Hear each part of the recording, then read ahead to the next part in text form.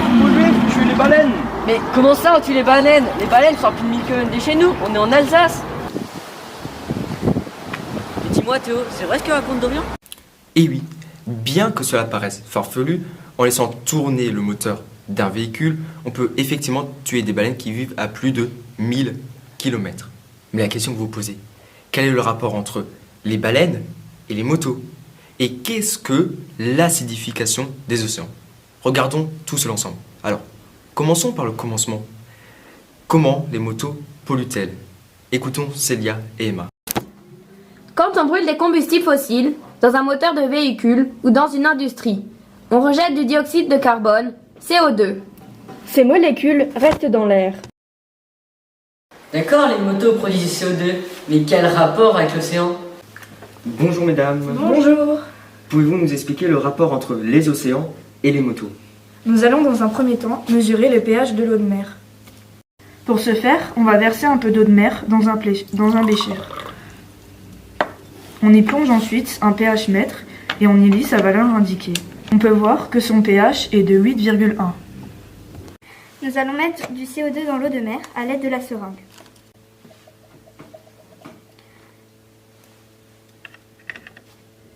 Nous constatons que le pH diminue, cela montre que l'eau est plus acide et que le CO2 acidifie l'eau. Une partie de dioxyde de carbone se dissout dans l'eau de mer. Une molécule de CO2 réagit avec une molécule d'eau. Il se forme de l'acide carbonique. L'acide carbonique libère des ions H+, qui acidifient l'eau de mer. Ok, mais pourquoi l'eau acide est-elle mauvaise pour l'océan? Bonjour, pouvez-vous nous expliquer pourquoi l'acide est-il mauvais pour l'océan?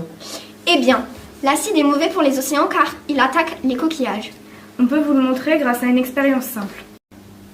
Tout d'abord, nous mettons un coquillage dans un tube à essai. Puis, nous y versons de l'acide.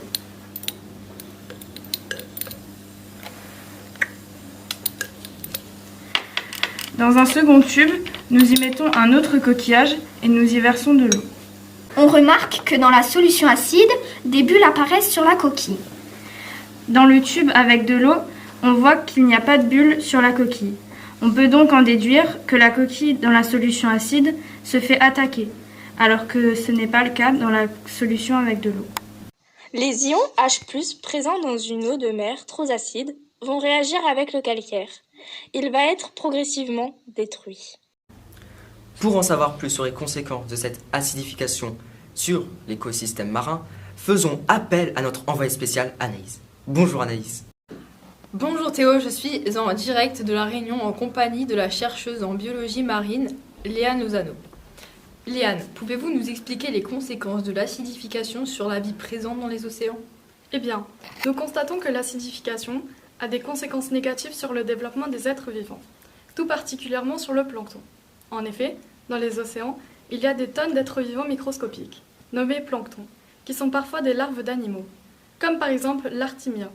Souvent, les animaux constituent le plancton sont constitués de coquilles calcaires, et l'acidification des océans les empêche de bien développer leurs coquilles, ce qui les tue.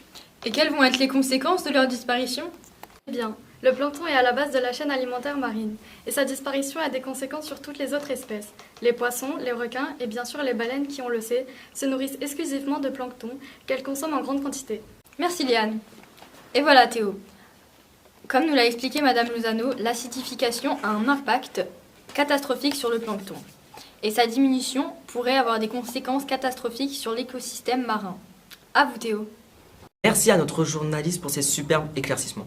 D'ailleurs, je remercie également le passant en début de reportage de nous avoir posé la question et au final de nous avoir ouvert les yeux face à ce problème. Oui, merci Théo pour toutes ces explications. D'ailleurs, avec mes amis, on a trouvé des solutions pour réduire nos émissions de CO2. Le covoiturage, c'est sage. Les transports en commun, c'est bien. Manger mieux et moins de viande. Mail inutile, balance-les, c'est facile. L'éolienne, fais la tienne. Si t'as froid, couvre-toi. Moins d'auto, plus de vélo. Si tu tries, t'as tout compris. À pied, quand c'est possible.